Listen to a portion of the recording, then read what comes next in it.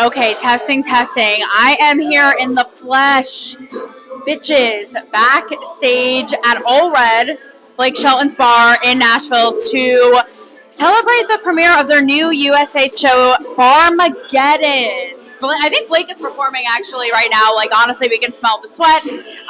And he is hosting the show with Carson Daly, Nikki Bella. Barmageddon is a show where the celebrities you love give viral video sensations a shot at redemption, playing some crazy games. We gonna beat the game all day. So much fun seeing all these celebrities letting loose. That's very provocative the way you're holding that.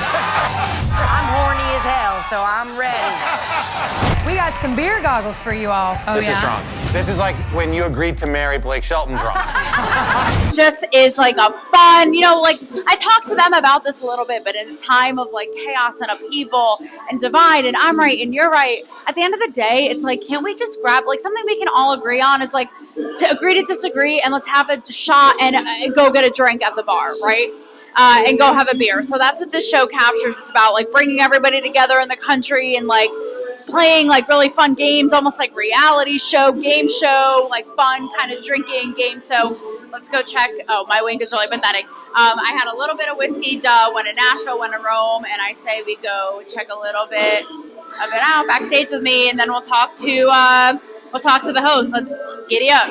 Sidebar, I played this axe throwing game with Carson Daly, and I'll try to find the footage, but in case it's in the axe dumpster, the footage, it is quite pathetic and, tiny and mighty, but maybe axe throwing just isn't my gig, okay? Yeah. I think I still owe him a drink.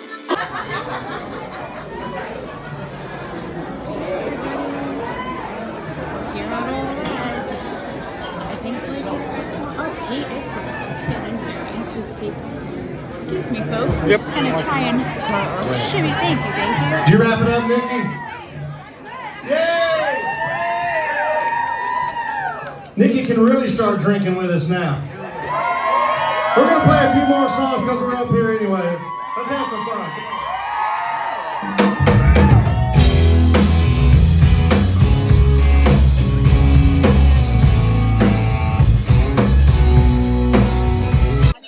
All right, here we go. Okay. Oh, I see. Someone's a camera hog. It's fine. Hi, Blake Shelton. He's doing the honors. See, chivalry exists because, I could do it, woman power, 5'2", but, how could you argue this? Get the far angle. Exactly. Get the close up on you. Like Vogue who? Yeah. So Blake, I think there's something that you want to share with everyone that you so perfectly had memorized, which is that our paths crossed, but not in the way that you think. Exactly. Okay. Yeah. You're cutting my head off. There we go. I really wanted to be on. I know we're in Nashville, but I have a mullet going on that no one asked for, but it's fine. So yes, our paths crossed, but not how you think. When I was in LA as a reporter, I covered The Voice and sat in the audience. And who did I sit next to but your wife's parents? All right. Very just American suburban parents. And I'm like, how did this rock star with the studs and the these very quiet, very almost shy parents. Yes, the whole thing, the way they dress, very modest and mellow, and you're thinking, how did this rock star come out? This show, Barmageddon, right? There's nothing we can argue, there's conflict and divide, but we'll go have a beer. Everybody sit down and have a beer together and realize we can all get along. At the end of the day, that's right. Luke Combs recently at I think it was the CMAs, said that he heard country music that night sound like it hasn't sounded in a while, and he's like, I think we all missed that and we needed that. How do you interpret that? What does that mean to you? Well, country music has always, since it was created, has evolved. It's constantly evolved, and sometimes it goes in a direction and it comes back. Sometimes it goes in a direction and keeps going in that direction. And I think that's the thing that I've tried to take a step back and look at. My heroes that I think of as old school country, which would be Earl Thomas Conley or Dan Seals or even like Alabama. When they came out, they were pushing the envelope back then. They didn't sound like anybody else. They were changing it. I'm sure there were people that didn't like their sound because it was taking country music in a different direction, you know. But it seems like every time we kind of come back to the middle, it feels like a relief to people. It's reminiscent of what you're saying. But we always come back to whatever it was just before, you know. And so every time we stretch out, that element of country music will live in country music from now on, you know. When Rascal Flatts came out, we didn't heard anybody sing like that, like Gary LeVox in country music. Now there's 20 singers on country radio that sing in the style of Gary LeVox. At the time, it seemed unheard of, and now you can't really think about country music without that element, you know? It's such an interesting culture clash, like the new wave versus like what they're saying is like the traditional. And I imagine for an artist, for someone like Luke Combs, who's like, I love that traditional element, it's hard to navigate because it's almost like not PC to talk about the traditional, right? It's like it's a clash of that ideas in country, and it's fascinating to be in the thick of it right now to watch. I don't care about PC when it comes to country music. You know, you got to be real. Art is art, period. Yeah, and you can't really worry about whose toes you may be stepping on when it comes to a record, because if you have fans out there that want your music, they'll find it these days, you know. That's a great message. And it used to be that there was only one way to make it in country music, and that was to be in the mainstream. And now it's really not that way anymore. So you should make the record that you're into, and some people are going to love it, some people are going to hate it, and if you're lucky, you can be one of those people that more people love it than hate it. Exactly. And in the meantime, we'll have a drink. I actually I sucked at the axe throw, so I would say you and Carson. Absolutely terrible. Listen, they don't need to know that, but I would say you guys owe me a drink, but technically I owe you a drink at your own bar, and that's how it works. Thank you, Blake. Thank you, buddy. Appreciate it. Good to see Thank you. you so much.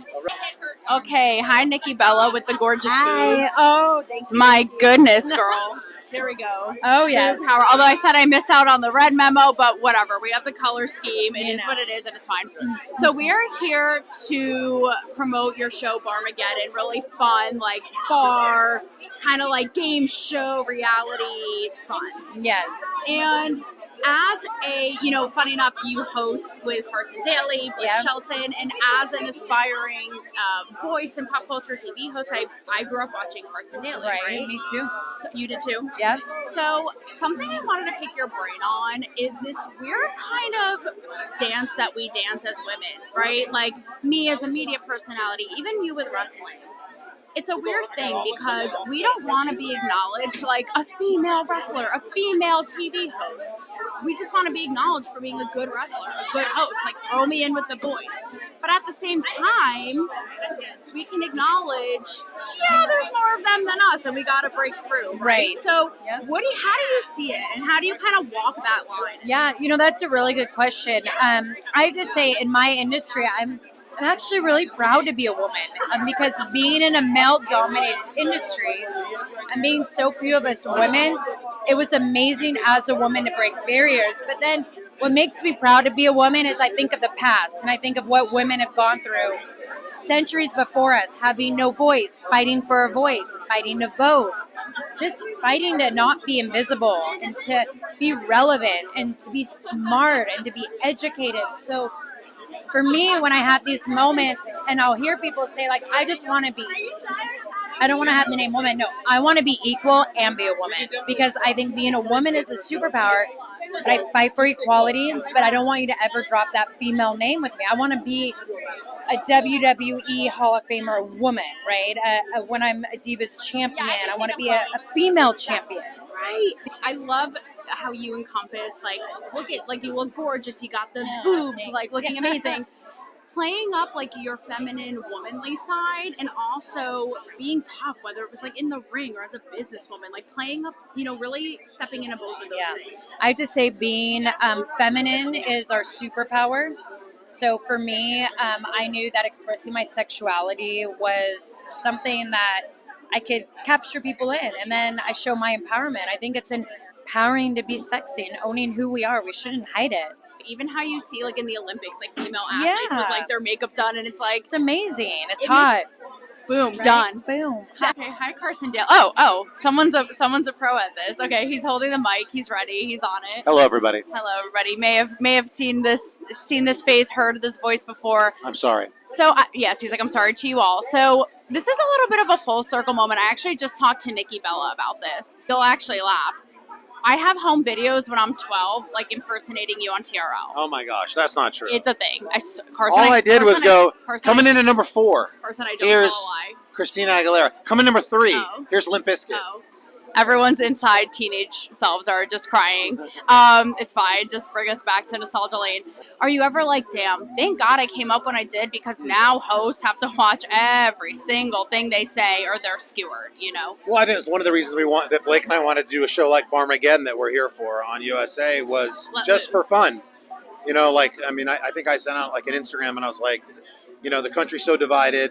And I'm like, this isn't about, you know, the Republican Party or the Democratic Party. It's about it's about the cocktail party. Yeah. And like, there's a giant delta, I feel like, of Americans who are just like, hey, man, at some point in my day, I'm inundated with news, opinions, and it's a difficult, complicated world. There's a lot of complicated subjects that are worthy of discord and discussion.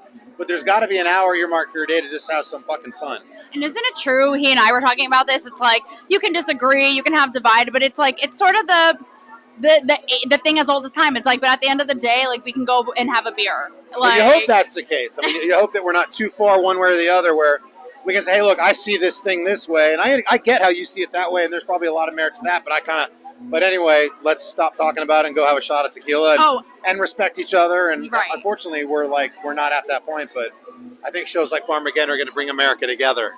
Yeah, exactly. Everybody, here it is. The president of our times. And I actually owe Carson a drink because he kicked my butt in axe throwing, but that is neither here nor there. I don't know if I never even went. You got it down. You won that one. Oh, okay, Carson. Have fun for the love of God, please. For the love of Pete. Go get a drink. Oh, he's Barbara Walters. Look out, sweetheart. That's all I have to say. All right. Okay, Carson. Thank you. Thank you. Oh, okay, passing the mic. Okay. Oh, it's a moment. Literally passing. It's yours now. Passing the mic. A little fun behind the scenes flavor for you guys. A little color of the party, of the host and talent. I had a little Wixie action, like I said. Let's see it. Everybody say bye to Blake. He's back there somewhere. I am going to enjoy the last of Blakey and get out of here. Barmageddon. Fun bar games. Who can't get behind that? Honestly, if you can't get behind some fun bar games, you canceled. I will see you guys next time.